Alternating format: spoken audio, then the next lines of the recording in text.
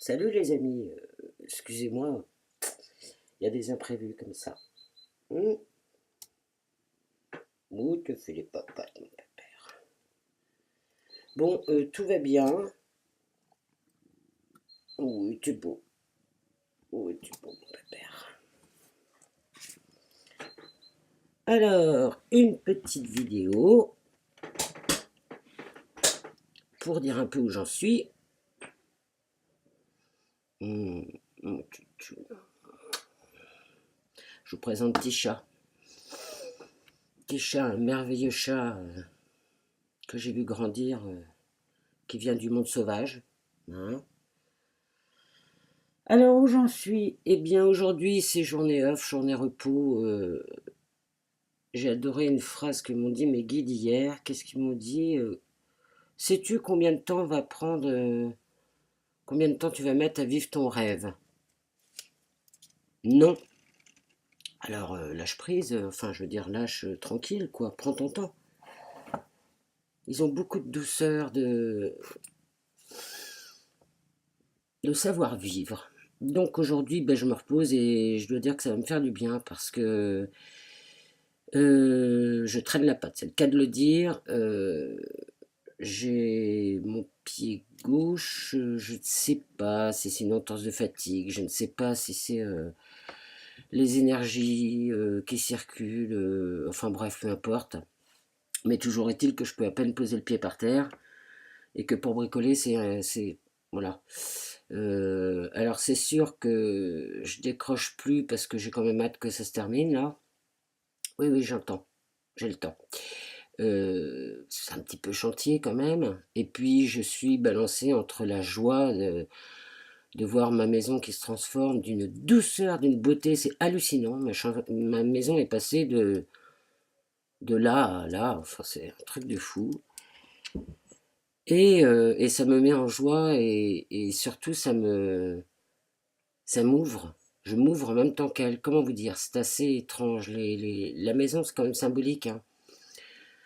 Je suis toujours dans l'idée de je vis dans cette maison à la transformation avec déjà les stages en route, les stages de reconnexion à la nature que je veux faire. J'ai l'impression que je suis imperméable au reste, c'est-à-dire que oui, je suis vraiment dans ma mission de vie et, euh, et c'est le pied quoi, c'est le pied parce que ça veut pas dire que c'est facile, hein, mais ça veut dire qu'on y est, enfin j'y suis. Et quand tu es vraiment là où il faut que tu sois, bah du coup les efforts, tout ça, enfin tout paraît, il n'y a pas de perte d'énergie quoi. Il n'y a pas de perte d'énergie. C'est assez intéressant. Euh, Si l'autre jour j'étais dire, ils me l'ont rappelé, j'ai été me promener avec une amie dans l'inconnu, un endroit que je connaissais pas du tout, une espèce de petit bois, enfin vraiment. Le lieu était génial, tout de suite. J'ai tout de suite senti que. Alors, c'est marrant parce que quand tu te promènes, tu vois des choses à l'aller, puis au retour, c'est pas le même chemin, quoi. Pourtant, c'est le même chemin, mais tu vois pas la même chose. Et on est allé se promener vraiment, mais à la sauvage, hein. Hop, tu passes en dessous les branches, machin et tout. Et ce lieu était particulier. Il y avait des champs qui étaient assez proches, des champs non cultivés, des prés à vaches. Et il y avait des chênes, mais magnifiques, quoi, enfin super beaux. Et on est resté un peu comme ça dans ce sous-bois, enfin voilà. Et puis au retour, quasiment arrivé à la fin de la promenade, il y avait un arbre, mais complètement hallucinant, qui en plus, enfin moi j'en ai jamais vu des arbres comme ça. Et alors en plus dans un bois comme ça, enfin dans cette région, je sais pas, c'était assez étrange. Je dirais qu'il faisait de la partie de la famille des sapins, des cèdres, mais alors vert, voilà, à peu près vert comme ça. Donc déjà complètement hallucinant. Très très doux, très... vous savez, souvent les cèdres comme ça, c'est un peu rugueux, quoi. Non, là, super doux et tout. Et alors d'une splendeur, quoi. Enfin bon, j'ai dit, ok, là j'entends bien qu'il y a quelque chose. Et alors on s'est rapproché au pied de cet arbre magnifique. Et il y avait des racines qui ressortaient comme ça, mais un petit peu en hauteur, quoi. Oh, non mais, même la copine, elle hallucinait, quoi. C'était là, on est allé dans un monde particulier du petit peuple de la nature, hein, je pense. Et j'ai senti quelque chose d'assez fort avec cet arbre. Plein d'amour, plein de joie de se connaître, enfin, je sais pas. Et puis, donc on est reparti. Et là, hier, mes guides m'ont dit, hier soir, retourne là-bas. Parce que l'arbre était content de faire ta connaissance et il a quelque chose à te transmettre. Enfin, c'est marrant, bon, toujours en live, hein, ce que ça me vient.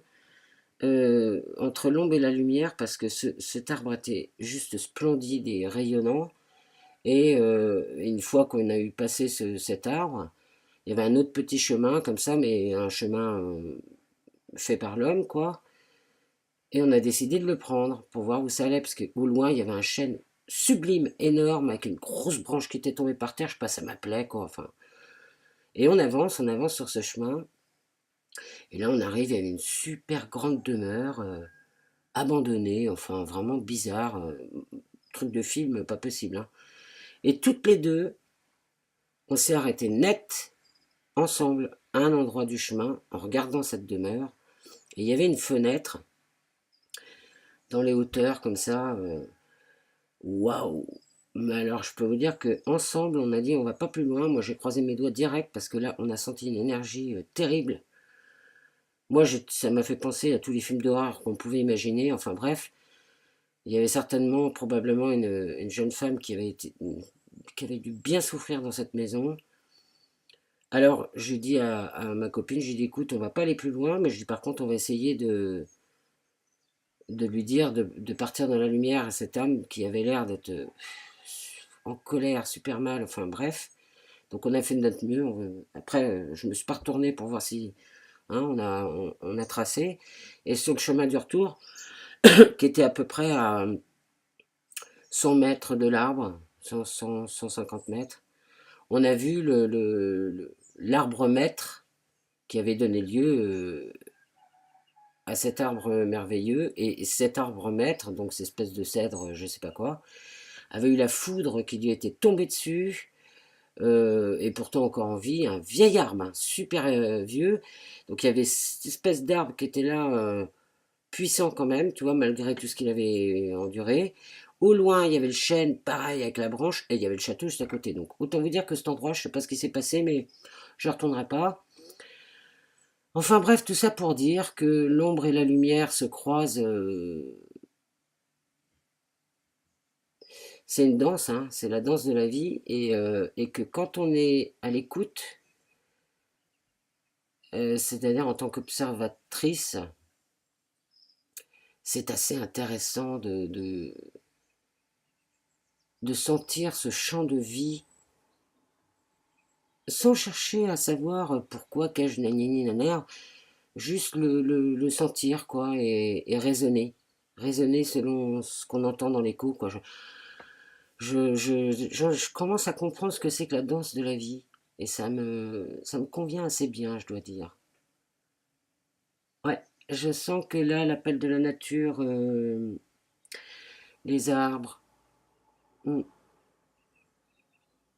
ouais, ça m'intéresse bien. Eh bien, voilà, c'était une petite réflexion du matin. Je vous embrasse et vous souhaite une très très belle journée. Salut!